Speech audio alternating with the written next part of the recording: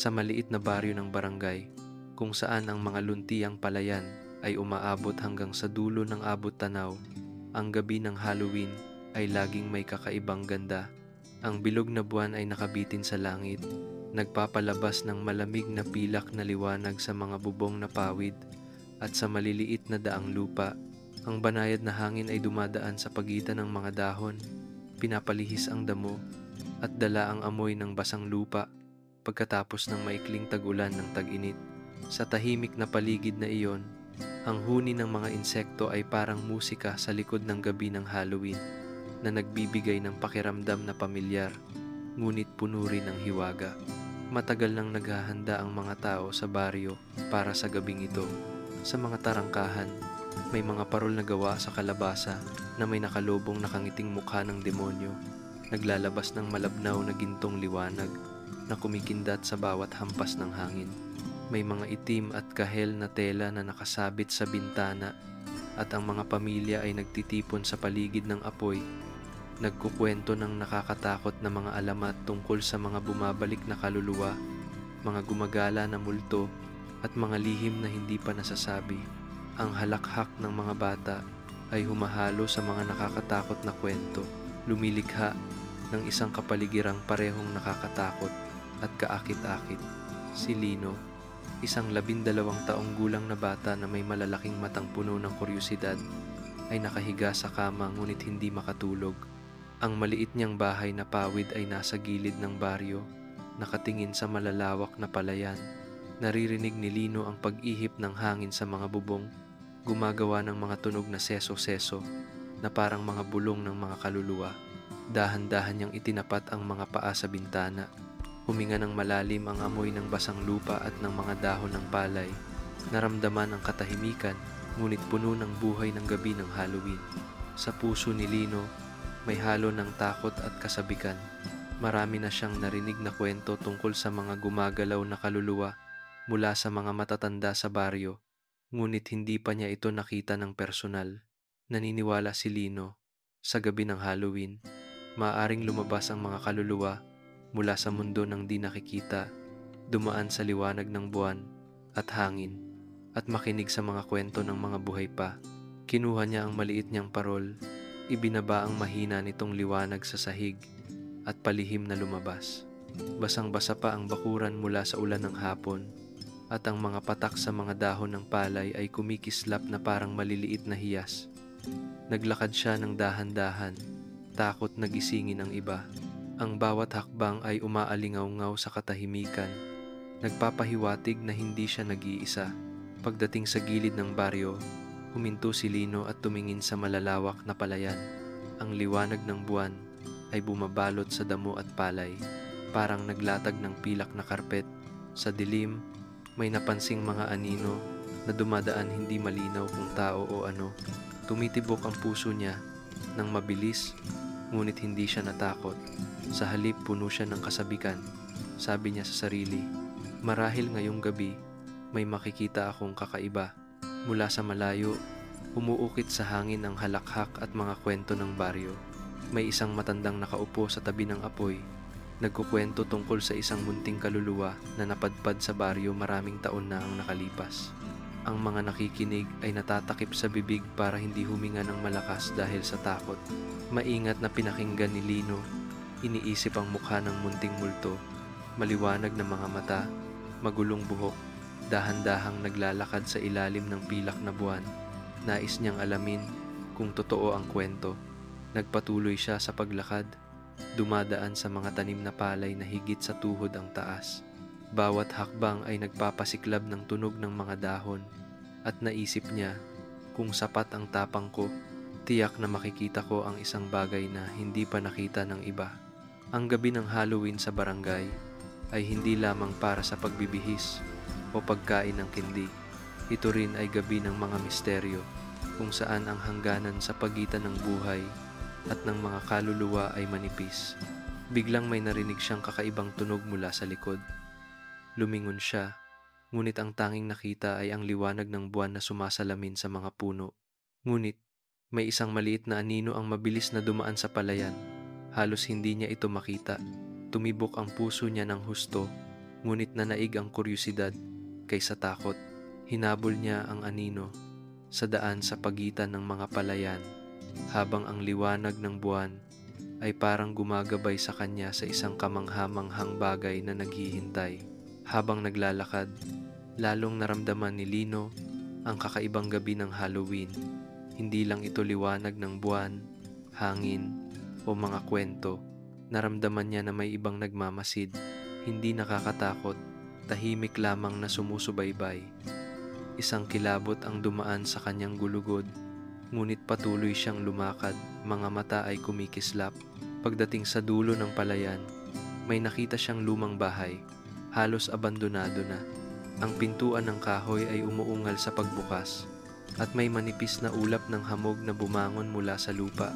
Nakatayo siya ng tahimik, ngunit alam niyang ito ang lugar na dapat niyang tuklasin. Huminga siya ng malalim at pumasok sa loob. Sa sandaling iyon, isang kakaibang espasyo ang lumitaw. Mga lumang pader, sirang alpombra, at liwanag ng buwan na dumaraan sa mga puwang ng pinto, gumagawa ng mga anino na sumasayaw sa sahig. Ang gabi ng Halloween ay tunay na gabi ng kababalaghan. Bulong ni Lino sa sarili, puso'y mabilis na tumitibok.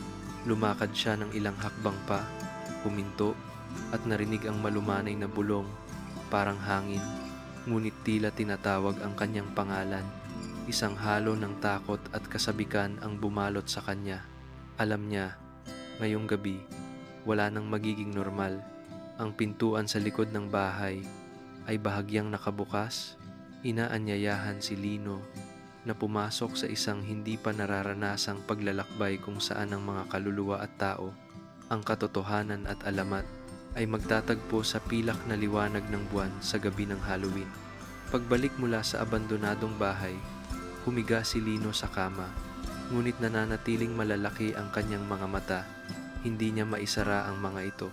Paulit-ulit sa kanyang isipan ang mga larawan mula sa lumang bahay, ang liwanag ng buwan na sumasayaw sa sahig, ang hangin na bumubulong sa pagitan ng mga siwang ng pinto, at ang pakiramdam na may tahimik na nagmamasid sa kanya. Huminga siya ng malumanay, sinasabing baka panaginip lamang ito, ngunit sa sandaling isinara niya ang mga mata, may kakaibang liwanag na sumiklab sa labas ng bintana.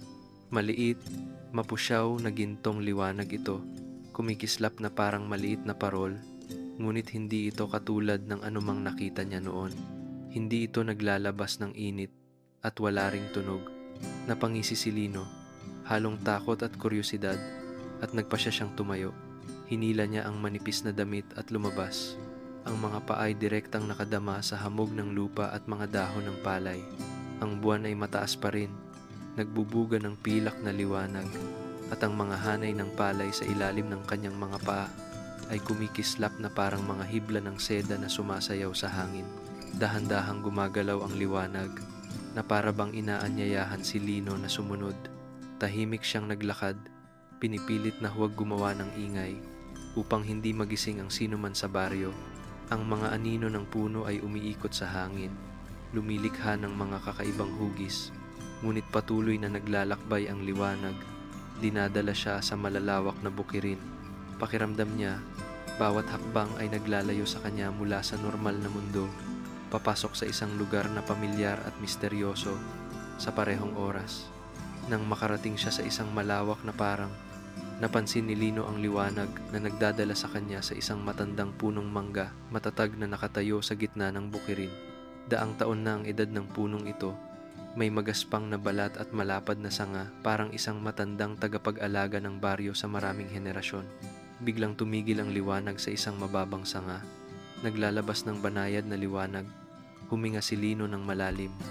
Mabilis ang tibok ng puso. Halo-halo ang takot at pagkabighani. At nakita niya ang hindi niya inasahan. Isang mabait na kaluluwa ang nakatayo sa ilalim ng mangga. Walang malinaw na anyo, ngunit ramdam niya ang mainit at dalisay na presensya. Ang mga mata ng kaluluwa ay kumikislap, puno ng kalungkutan at pag-asa ng hindi nakikitang mundo. Namangha si Lino, hindi makapagsalita. Pakiramdam niya, nakatayo siya sa harap ng isang nilalang na pamilyar at kakaiba, isang kaibigan mula sa ibang mundo, handang makipag-ugnayan sa kanya. "Hi," "Sino ka?" bulong ni Lino. Nanginginig ang boses. Hindi sumagot ang kaluluwa sa salita, ngunit kumikislap ang liwanag sa paligid nito na parang tumatango. Napagtanto ni Lino na hindi ito malupit o nakakatakot tulad ng mga kwento sa baryo. Mabait ito, tahimik na nagmamasid sa mundo ng mga buhay at nararamdaman ang kanyang kuryosidad at tapang.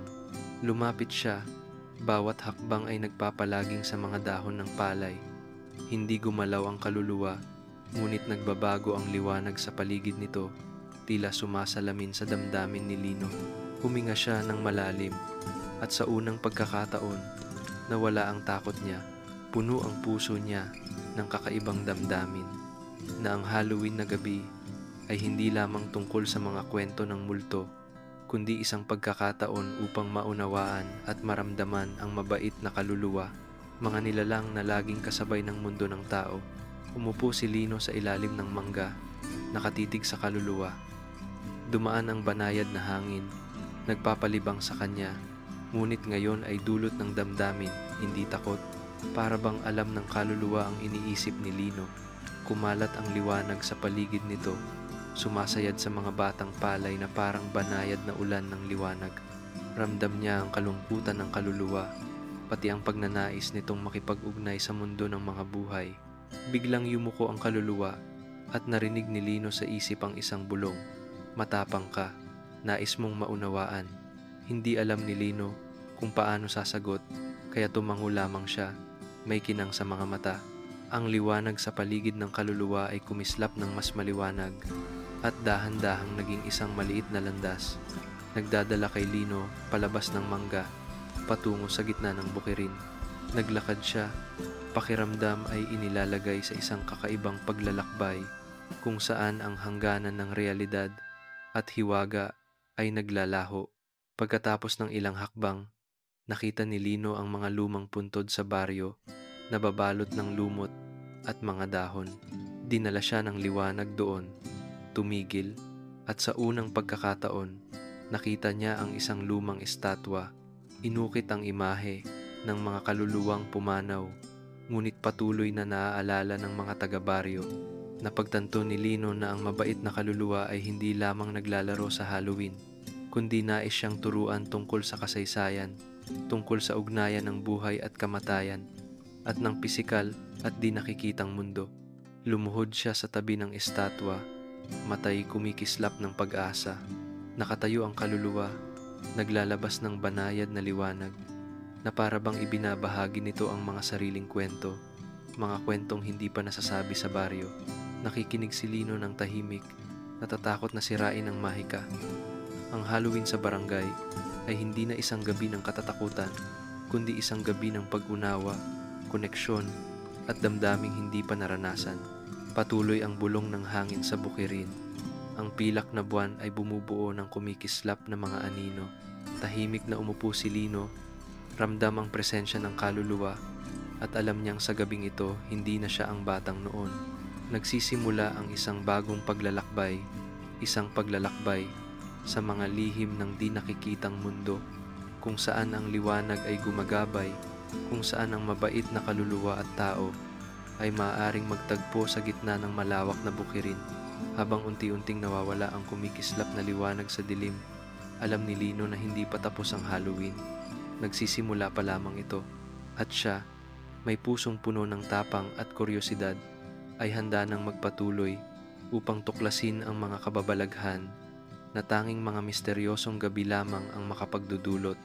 Ang buwan ay patuloy na nakabitin sa langit ng barangay, nagpapalabas ng pilak na liwanag sa malalawak na palayan.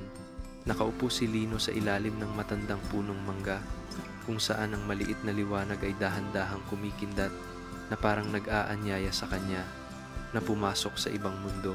Nandoon ang kaluluwa, hindi gumagalaw, ngunit ramdam niya ang tila pintig ng puso nito sa pamamagitan ng maiinit na sinag ng liwanag na kumakalat sa paligid. Ngumiti si Lino ng bahagya, naramdaman niyang magaan ang kanyang puso. "Hindi ka ba natatakot?" bulong niya sa sarili.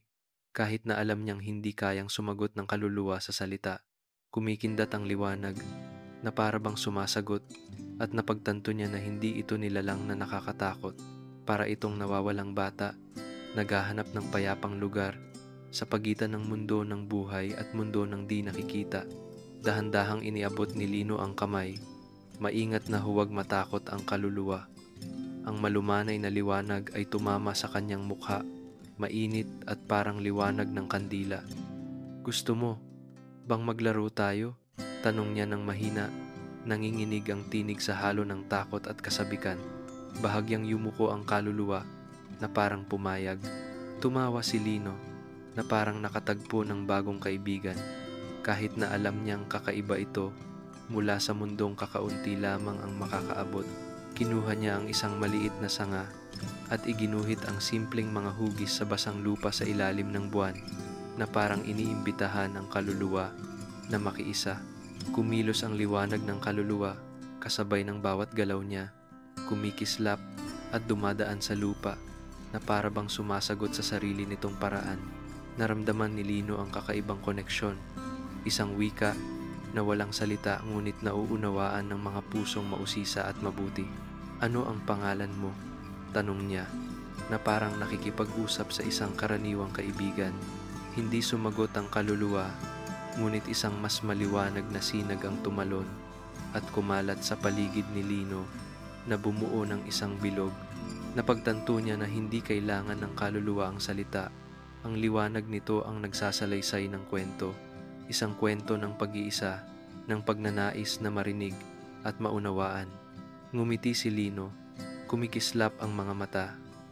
Umupo siya sa basang lupa at nagsimulang ikwento sa kaluluwa ang kanyang buhay. Ang mga araw na tumatakbo sa palayan, nakikipaglaro sa mga kaibigan, nakikinig sa mga kakaibang kwento ng matatanda, at pati ang mga pangarap na lumipad sa malalayong mundo na hindi pa niya nararating. Para bang sumasabay ang liwanag ng kaluluwa sa ritmo ng kanyang kwento, kumikislap ng mabagal, malumanay, na parang nakikinig, nauunawaan, at nakikiramay. Matagal-tagal na, at napansin ni Lino na ang paligid ay naging napakatahimik, tanging ang hangin at malumanay na liwanag ng kaluluwa na halo sa tunog ng mga dahon ng palay. Napagtanto niya na ang Halloween ay hindi lamang gabi ng pagbibihis o kwentong kababalaghan. Ito rin ay gabi ng koneksyon, ng pag-unawa sa mga mababait na kaluluwa at sa mga kababalaghan na karaniwang hindi nakikita. Tumayo si Lino, dahan-dahang umiikot sa kaluluwa, pinagmamasdan ang bawat kumikindat na liwanag, bawat banayad na galaw. "Pangangalagaan kita, walang sino man ang makakasakit sa'yo," bulong niya, na parang nangangako sa isang kaibigan. Sumagot ang kaluluwa sa pamamagitan ng mas maliwanag na sinag, lumutang sa paligid niya, bumuo ng maliit na hugis pusong sa hangin. Tumawa si Lino ng masaya, ramdam ang kakaibang init sa kanyang puso. Naalala niya ang kwento ng matanda sa baryo tungkol sa mga gumagalaw na kaluluwa na naghahanap ng kapayapaan sa gabi ng Halloween kapag manipis ang hangganan ng buhay at kamatayan.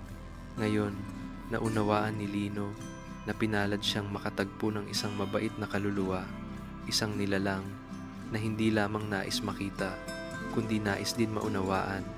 Ang hangin ng gabi ay tahimik ngunit puno ng hiwaga. Ang liwanag ng kaluluwa ay dahan-dahang lumilipad sa paligid ng punong mangga, huminto sa isang mataas na sanga. Tumingin si Lino. Mabilis ang tibok ng puso. Napagtanto niya na ang kaluluwang ito ay maaaring magdala sa kanya sa mga lugar na hindi pa natutuklasan, sa mga lihim ng baryo at sa mga kababalaghan na tanging sa gabi ng Halloween lamang nagaganap. Pumikit si Lino, huminga ng malalim, at nagpasya na sundan ng kaluluwa. Sa bawat hakbang sa palayan, naramdaman niya ang lambot ng mga dahon, amoy ng basang lupa, at ang liwanag ng buwan na nakaplay sa lahat, parang malambot na pilak na kumot.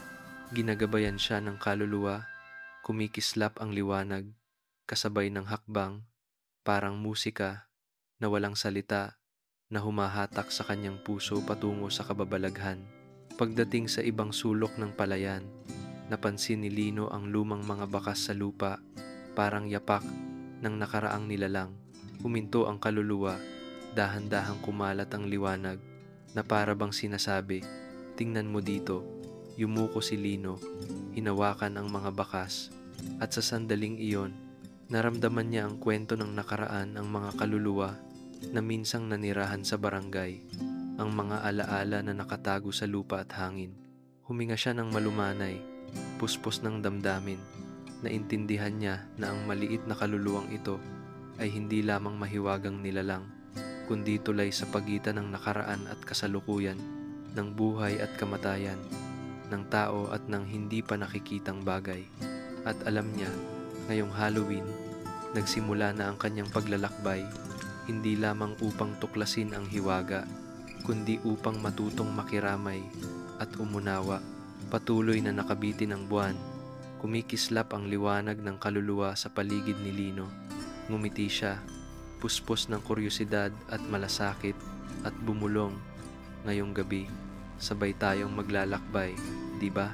Sumagot ang kaluluwa sa pamamagitan ng mas maliwanag na sinag, parang pangako na ang paglalakbay na ito ay nagsisimula pa lamang at ang mga kababalaghan ay naghihintay sa unahan. Habang ang buwan ay nananatiling nakabitin sa ibabaw ng barangay, maingat na pinangunahan ni Lino ang kaluluwa sa gitna ng bukirin, patungo sa maliit niyang kubo.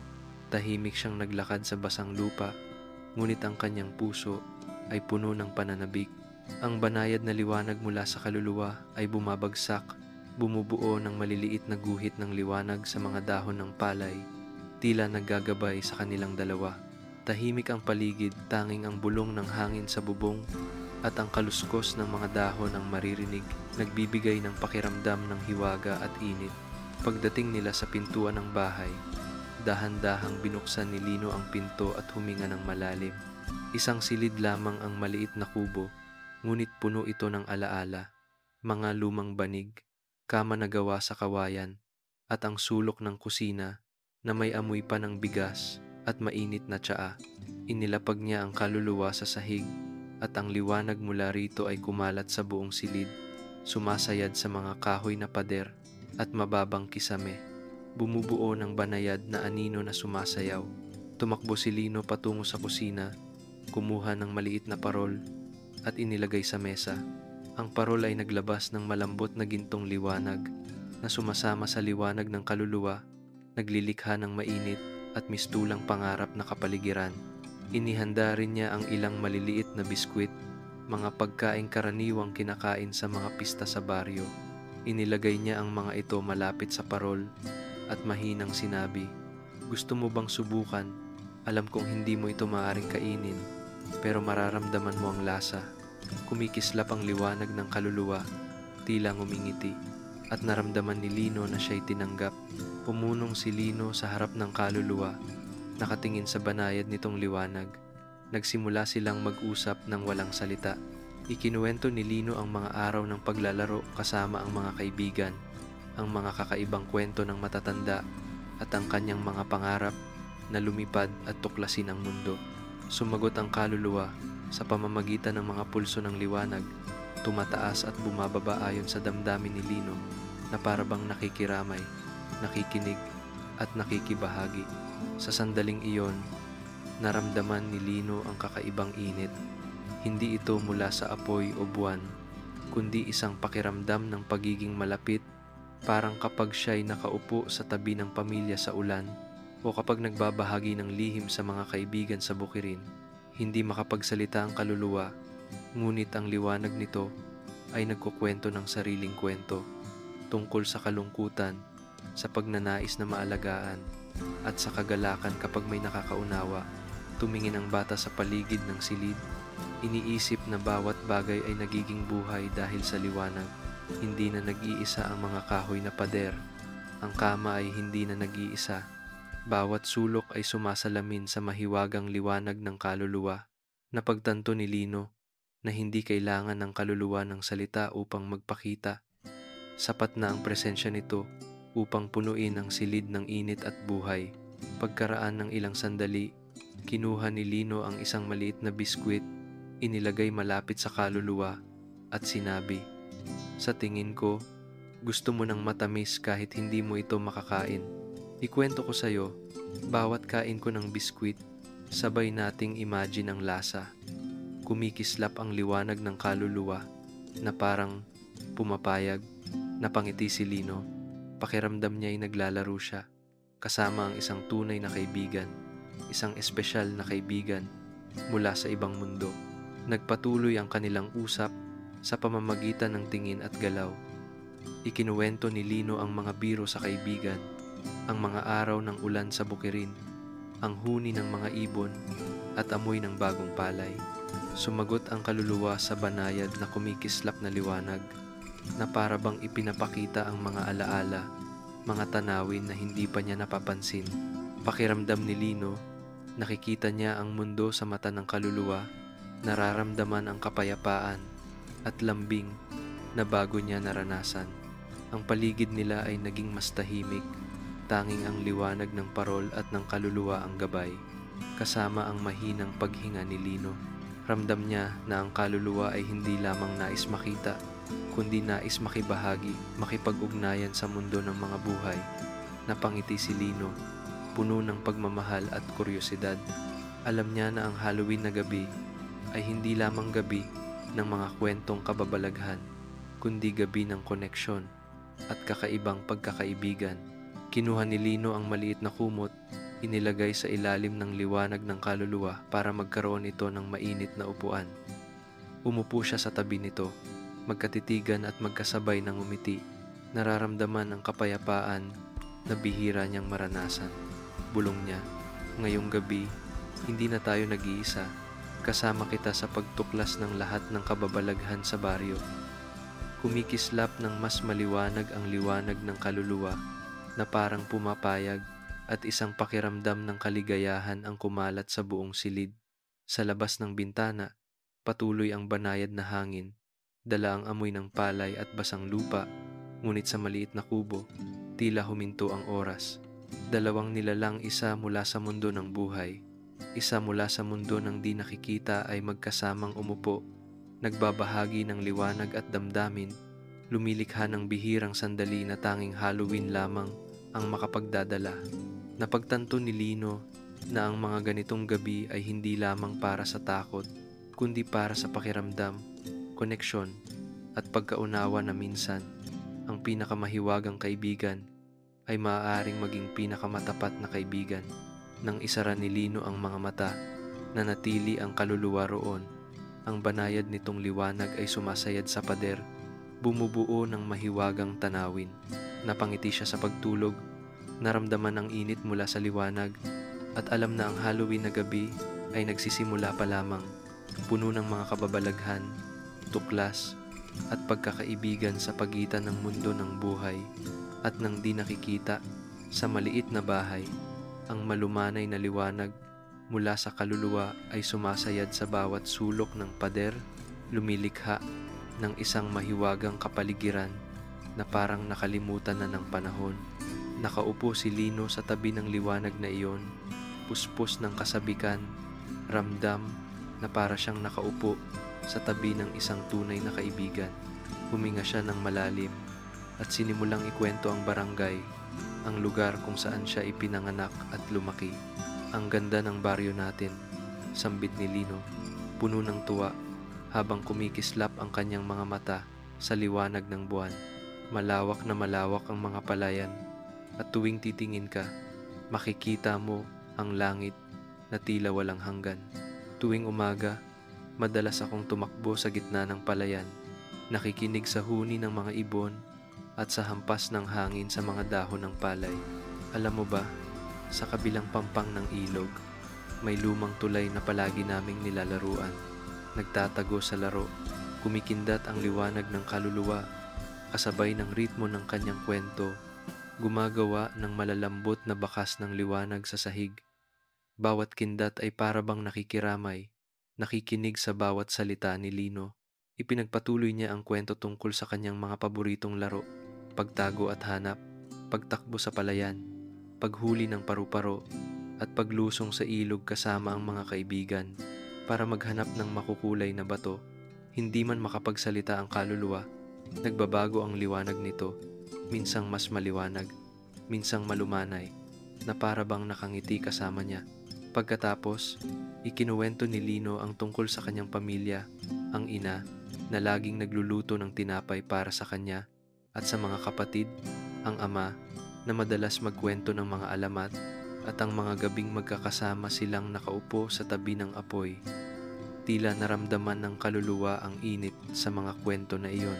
Kumikindat ang liwanag ng malumanay, kumakalat sa paligid, sumasayad sa mukha ni Lino na para bang niyayakap siya ng presensya ng isang mabait na kaibigan.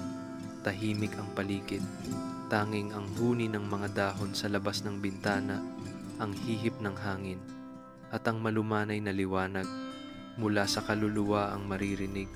Bigla na lang naalala ni Lino ang mga kantang bayan na madalas kinakanta ng kanyang ina at ng mga tao sa baryo. Tumayo siya, pumalakpak ng banayad sa ritmo, at nagsimulang humuni. Ang mga melodiya ay malumanay at may halong samyo ng kanayunan na kumakalat sa buong bahay. Kumikindat ang liwanag ng kaluluwa kasabay ng ritmo na nagre-reflekta ng maiinit na gintong sinag sa sahig at pader. Ramdam ni Lino ang mahiwagang pagsasanib ng awit, liwanag, at tahimik na kapaligiran. Bawat nota ay parang nag-uugnay sa dalawang mundo, ang mundo ng buhay at ang mundo ng di nakikita. Unti-unti, mas malakas ang kanyang pagkanta, kasama na ang mga kwentong bayan na ikinukwento ng ina niya tungkol sa mabait na kaluluwa, sa maliliit na Diyos sa gubat, at sa mga isdang marunong kumanta sa ilalim ng buwan. Kahit na walang salita, tila sumasagot ang kaluluwa sa pamamagitan ng liwanag, mas maliwanag sa mataas na nota at malumanay sa mababang tono. Napagtanto ni Lino na ito ang paraan ng kaluluwa ng makipag-usap sa pamamagitan ng liwanag, ritmo, at damdamin. Ngumiti siya ng banayad, puspos ng kaligayahan. Magkakasabay tayong kumanta, di ba?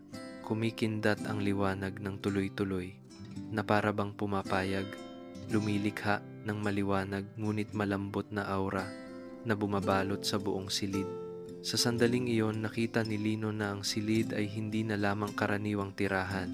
Ito ay naging maliit na entablado kung saan nagtatagpo ang liwanag, musika, at damdamin. Ramdam niya na parang nakikita niya ang lahat ng maliliit at mabait na kaluluwa sa baryo. Bawat isa ay sumasayaw, kasabay ng ritmo na nilikha niya at ng kanyang bagong kaibigan. Ang Halloween, na karaniwang nakakabahala, ay ngayon nagiging mahiwaga at puno ng init.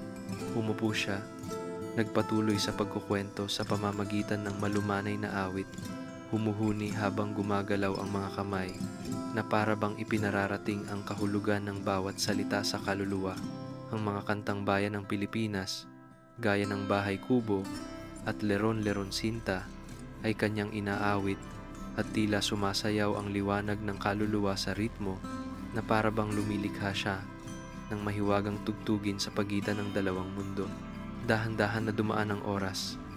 Ikinuwento ni Lino ang mga kagalakan, kalungkutan, kalokohan, at mga pangarap na hindi pa niya nasabi kaninuman. Tahimik ang kaluluwa, ngunit ang liwanag ay laging nariyan, na para bang naiintindihan siya.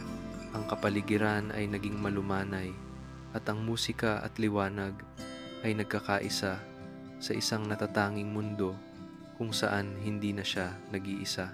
Pagkaraan ng ilang sandali, inilagay ni Lino ang kanyang kamay sa mesa, tiningnan ang liwanag ng kaluluwa, at bumulong, "Gusto kong laging naroroon ka, kahit matapos ang Halloween. Magkakasama tayong kakanta, magkukwento, at magbabahagi ng mga kababalaghan na tanging tayo lang ang nakakaalam." Sumagot ang kaluluwa sa pamamagitan ng mas maliwanag na sinag, kumakalat sa buong silid, na para bang ipinapakita ang tunay na pakikipagkaibigan at pagkakaunawaan, kahit galing ito sa mundong hindi pa niya nararating. Humiga si Lino sa ilalim ng puno, kumikindat ang liwanag ng malumanay, na para bang lulubog siya sa mahimbing na pagtulog. Sa puso ni Lino, ang Halloween ngayong taon ay naging pinakamahalagang gabi. ang gabi kung saan nakatagpo siya ng mabait na kaluluwa, kung saan ang liwanag at musika ay naging wika na nag-uugnay sa dalawang mundo, at kung saan napagtanto niya na ang pagkakaibigan ay hindi nangangailangan ng salita, sapat na ang pagkaunawa at pagbabahagi. Habang pinipikit niya ang mga mata, ang maliit na bahay ay puno pa rin ng liwanag at banayad na musika. Ramdam ni Lino na hindi pa tapos ang Halloween. Nagsisimula pa lamang ang isang mahiwagang paglalakbay kung saan siya at ang kaluluwa ay magkasamang matutuklasan ang mga lihim ng baryo at mararanasan ng mga bagay na tanging sa Halloween lamang makakamtan. Dahan-dahang lumilipat ang gabi ng Halloween patungo sa bukang liwayway. Unti-unting humina ang pilak na liwanag ng buwan at ang mga hanay ng palay sa bukirin ay nagiging malabo sa mahina nitong liwanag. Nakaupo si Lino sa tabi ng kaluluwa, nakatitig sa mahinang kumikislap nito at napansin ang isang kakaibang pangyayari. Ang liwanag mula sa kaluluwa ay nagsimulang humina na parabang hinihila pabalik sa isang malayong lugar na hindi niya maabot. Lumuhod ang bata, damang-dama ang kakaibang kawalan sa dibdib. "Bakit ka humihina?" bulong niya. Nanginginig ang tinig. Hindi sumagot ang kaluluwa. Kumikislap lamang ang liwanag nito ng mas mabagal, mas malabo, ngunit nananatili ang banayad na init. Napagtanto ni Lino na hindi talaga nawawala ang kaluluwa. Kailangan lamang nitong bumalik sa sariling mundo, sa lugar na pinagmulan nito. Naalala ni Lino ang lahat ng kwento na kanyang ibinahagi, ang mga katutubong awit na kanyang inaawit, ang mga sandali ng kanilang pagkakaibigan at pagbabahagi ng liwanag at damdamin.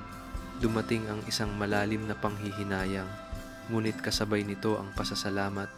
Pasasalamat sa pagkakataong makilala, maunawaan at makipag-ugnayan sa isang nilalang mula sa ibang mundo, isang mabait at mahinahong kaluluwa. Dahan-dahang inabot niya ang kamay, tila nais saluhin ang liwanag, ngunit alam niyang hindi niya kayang pigilan ang kaluluwa. "Hindi kita malilimutan," sabi ni Lino. May luha, ngunit mahinahong tinig. Kumikislap ang liwanag ng kaluluwa ng isang huling beses, at dahan-dahang kumalat sa buong silid na parabang nagpapadala ng pamamaalam, pasasalamat at pagbati ng kapayapaan. Sa labas ng bintana, maririnig ang huni ng manok mula sa kabilang dulo ng baryo, tanda ng bagong araw. Banayad na simoy ng hangin ang dumaan sa bubong, dala ang amoy ng basang lupa at bagong palay. Kasama ang liwanag mula sa kaluluwa, bumubuo ng sandaling misteryoso at payapa. Ramdam ni Lino na ang kanyang puso ay napapalambot, naunawaan na ang pag-alis ng kaluluwa ay hindi dapat ikalungkot. Bagkus, natutunan niya ang mahalagang aral tungkol sa kabaitan, kahinhinan at pagkakaibigan na lampas sa pagitan ng buhay at di nakikita. Isinara ni Lino ang mga mata, ini-imagine ang kaluluwa na dahan-dahang lumilipad palabas ng bintana. Ang liwanag ay humina sa umaga. Sa sandaling iyon, ramdam niya ang buong bukirin, buong baryo at buong gabi ng Halloween na tila huminto. Lahat ng paligid ay naging tahimik, ngunit puno ng mahiwagang alaala. Isang alaala na palagi niyang iingatan sa puso. Naalala ang mga sandali kasama ang kaluluwa, napangiti si Lino sa loob. Naiintindihan niya na ang gabi ng Halloween ay hindi lamang tungkol sa mga kwento ng multo o maskara. Ito ay panahon para matutunan ang pakiramdam, pagmamahal at pagbabahagi. Isang gabi upang maunawaan na ang pagkakaibigan, empatiya at kabutihan ay hindi nangangailangan ng salita. Sapat ang taos pusong puso at pangunawa. Lumabas si Lino sa bintana, tinitingnan ang bukirin na natatakpan ng hamog. Ang liwanag mula sa kaluluwa ay naging maliit na guhit lamang sa langit, dahan-dahang nawawala. Ramdam ni Lino ang banayad na kalungkutan, ngunit puno rin ng pag-asa. Alam niya na ang kaluluwa ay nasa ligtas na lugar, sa sariling mundo nito. At sa tuwing darating ang Halloween, maaaring bumalik ang liwanag, gabayan siya sa mga bagong pakikipagsapalaran, bagong aral, at mga mahiwagang sandali na hindi pa niya nararanasan. Bumalik siya sa loob ng bahay, Umupo sa kama, ramdam pa rin ang bakas ng liwanag sa kanyang kamay. Isinara ni Lino ang mga mata, mahina niyang bulong. Salamat sa pagpunta sa akin at pagtuturo sa akin na pahalagahan ng kabutihan. Ang silid ay nanatiling may malambot na liwanag mula sa parol, kasabay ng mahinang paghinga ni Lino. Bumubuo ng pakiramdam ng kapanatagan, tila pinapalambot siya patungo sa pagtulog. Unti-unti nang humina ang gabi ng Halloween, ngunit ang alaala ng kaluluwa ay nanatiling buhay sa puso ni Lino. Naiintindihan niya na bawat nilalang, buhay man o di nakikita, ay may kwento, may damdamin, at karapat-dapat sa pagmamahal.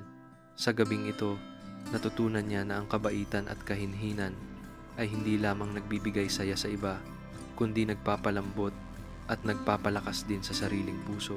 Na may mainit na puso at puno ng imahinasyon, isinara ni Lino ang mga mata at dahan-dahang nahimbing sa mahimbing na pagtulog.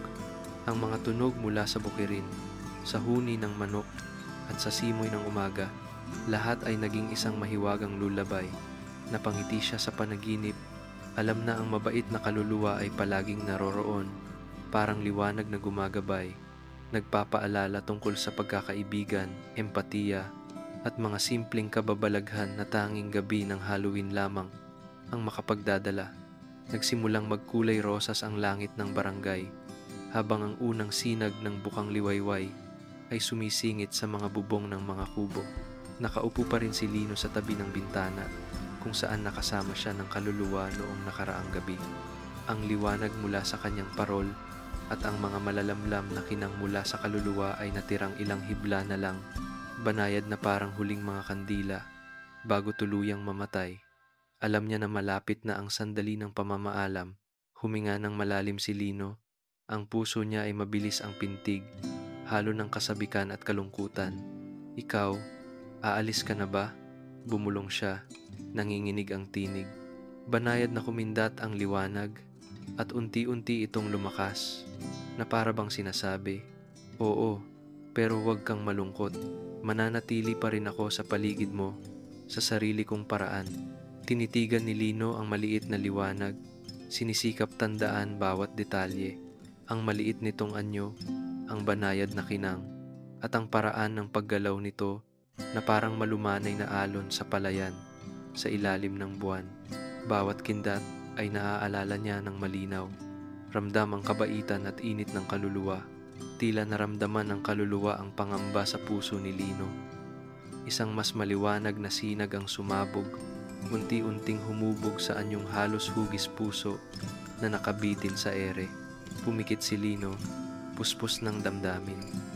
Sa sandaling iyon, parang may marahang tinig na umalingaw-ngaw sa kanyang isip. Tuwing Halloween, huwag matakot sa mga kaluluwa. Nais lamang nilang maramdaman ang init at pagmamahal ng mga tao. Tandaan, Lino, ang kabaitan at kabutihan ay magpapaliwanag ng liwanag sa iyong puso at gagabay sa mga naliligaw. Binuksan ni Lino ang mga mata. Nakita ang liwanag na unti-unting kumikindat, mahina ngunit nagniningning sa sariling paraan. Tumango siya, ngumiti, puspos ng pag-asa. Naiintindihan ko, hindi ako matatakot, at palagi kong aalalahanin ang iyong mga turo.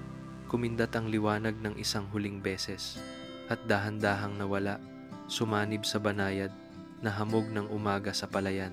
Tumayo ang bata, lumabas sa bakuran, huminga ng malalim, ramdam ang malamig at sariwang hangin ng bukang liwayway. Dumampi ang mga banayad na simoy ng hangin, dala ang amoy ng basang lupa, bagong palay, at ang mahiwagang alaala ng liwanag ng kaluluwa. Ngumiti si Lino, alam na ang kumikislap na liwanag ng Halloween ay hindi tuluyang naglalaho. Nananatili ito sa kanyang puso at alaala. Naglakad siya sa palayan, ramdam ang bawat patak ng hamog sa mga dahon, bawat banayad na simoy ng hangin, at ang mga ibong nagsisimulang umawit. Ang lahat ng tunog at tanawin ay tila mas buhay, na parang ipinagkaloob ng kaluluwa ang bahagi nito, isang paalala ng kabutihan, kabaitan, at mahiwagang pagkakaibigan.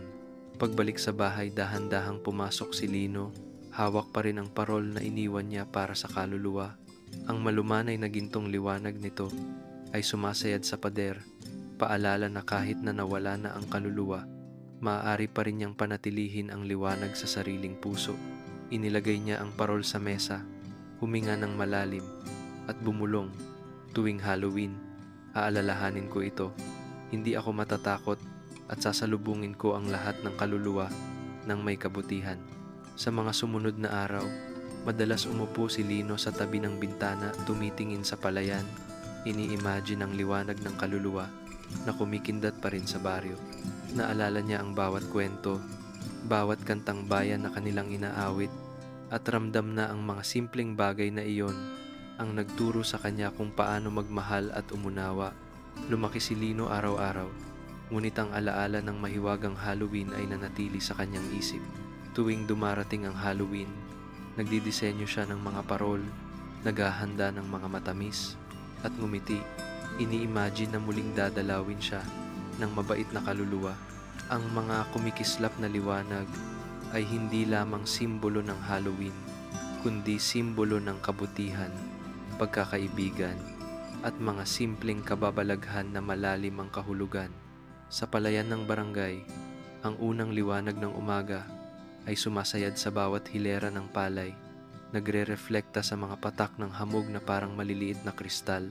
Nakatayo si Lino sa gitna ng tanawin, puspos ng pag-asa at pasasalamat.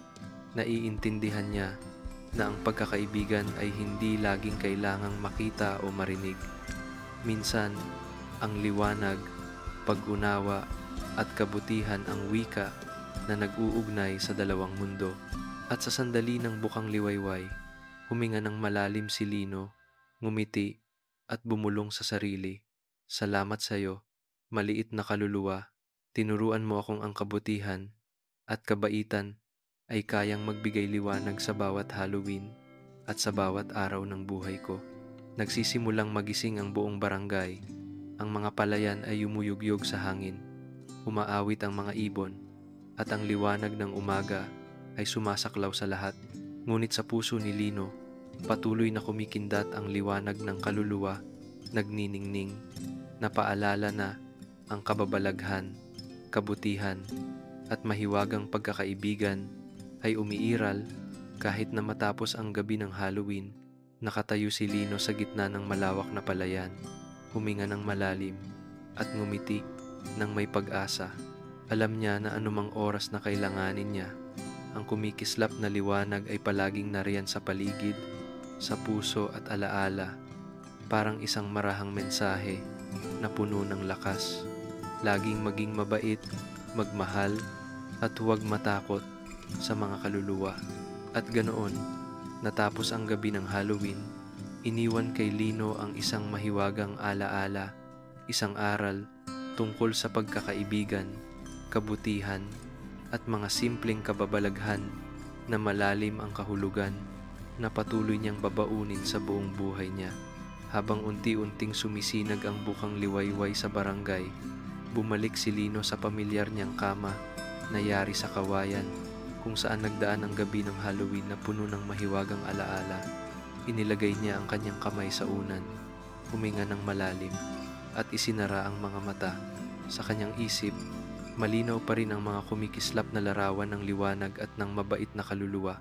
Nanatiling naaamoy sa silid ang bango ng mga panaderyang matamis at bagong palay na bumubuo ng mahinahong pakiramdam na tila niyayakap si Lino sa braso ng mga alaala. Humiga ang bata, damang-dama ang bawat hinga, ang bawat banayad na simoy ng hangin sa labas ng bintana. Sa kanyang panaginip, ang liwanag mula sa kaluluwa ay mahinang kumikislap, naggagabay sa kanya sa malalawak na bukirin, kung saan ang bawat hanay ng palay ay dahan-dahang sumasayaw sa ihip ng hangin. Ipinagpapalagay ni Lino na tumatakbo siya sa gitna ng liwanag, kasama ang iba pang mabait na kaluluwa na lumilitaw sa kahabaan ng bukirin. Hindi sila nakakatakot, bagkus, mahinahon, at kumikislap na parang maliliit na kristal, naglalabas ng init at pakiramdam ng kaligtasan. Bawat hakbang niya ay nagpapasayaw sa liwanag, bumubuo ng mahiwagang musika na tanging Halloween lamang ang makapagdadala.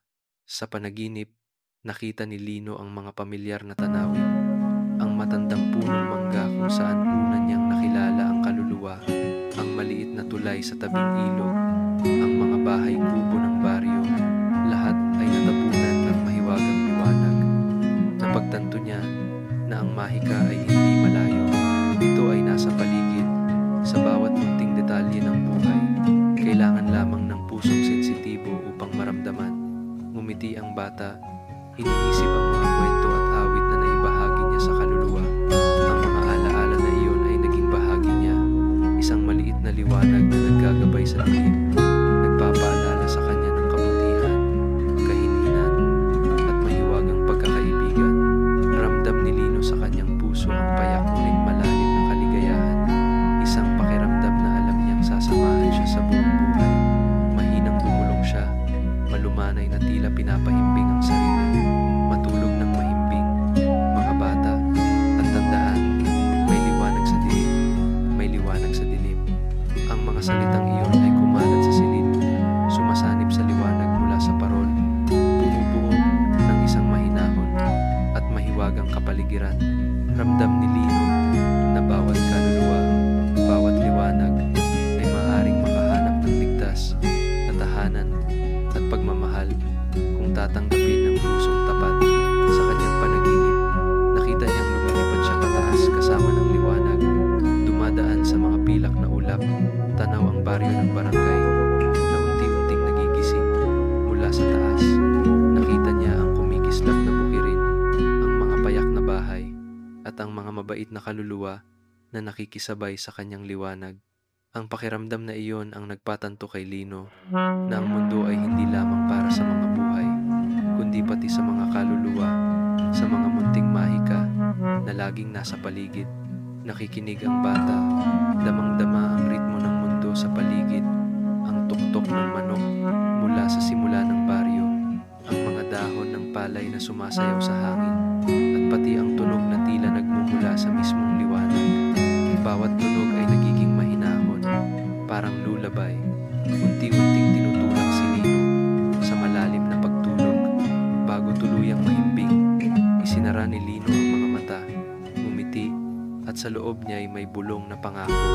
Palagi kong aalalahanin ang gabing ito ng Halloween, magiging mabait at mapagmahal, upang bawat liwanag, gaano man kaliit, ay malugod na tinatanggap. Alam niya na ang mga aral, alaala, at mahiwagang liwanag ay mananatili sa puso. Gabayan siya sa lahat ng dilim at hamon sa buhay. Nanahimik ang maliit na bahay. Ang parol ay patuloy na nagbibigay ng mahinahong liwanag. Paalala na ang mahika ay laging naroroon. Kailangan lamang buksan ang puso upang maramdaman. Sa labas ng bintana, ang bukirin ay natatakpan ng hamog, at mula sa malayo, ang liwanag ng bukang liwayway ay sumasalamin sa mga patak ng hamog na parang maliliit na kristal. Lahat ay payapa, ngunit puno ng buhay at kababalaghan. Dahan-dahang huminga si Lino, isinara ang mga mata, at damang-dama ang liwanag na kumakalat sa kanyang puso. Alam niya na kahit umalis na ang mabait na kaluluwa, maaari pa rin niyang hawakan ang mahika sa puso. Nangarap siya tungkol sa mga kumikislap na liwanag, sa mga mabait na kaluluwa, at sa mga hinaharap na Halloween, kung saan ang kabutihan at kahinhinan ay magbibigay liwanag sa bawat dilim. Sa mahinahong sandali, unti-unting nahimbing si Lino, dala ang payak ngunit ganap na kaligayahan. Ang mga liwanag sa panaginip ay kumikislap, bumubuo ng mga landas na magdadala sa kanya sa mga mahiwagang pakikipagsapalaran, mga kwentong hindi pa nasasabi, at mga aral na tanging Halloween lamang ang makapagdadala. At sa gayon, ang gabi ng Halloween ay natapos sa puso ni Lino, na puno ng init, pananampalataya, at pag-asa. Matulog ng mahimbing ang bata, nangangarap tungkol sa liwanag, nangangarap tungkol sa mga mabait na kaluluwa, at nangangarap tungkol sa mundong kung saan ang kabutihan ay palaging nagbibigay liwanag, kung saan ang mahika ay laging naroroon, at kung saan ang pagkakaibigan ay lampas sa lahat ng hangganan. Bago tuluyang magsara ang kanyang mga mata, ang huling mahinang bulong ay sumalubong. Matulog ng mahimbing,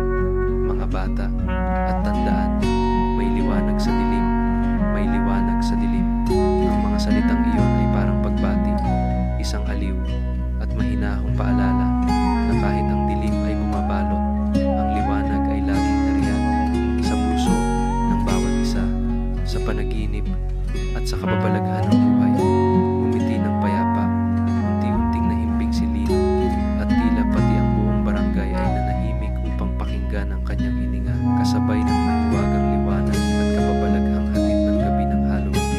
Isang mahinahong wakas, ngunit puno ng kumikislap na liwanag at mahiwagang alaala na dadalhin ni Lino sa buong buhay niya.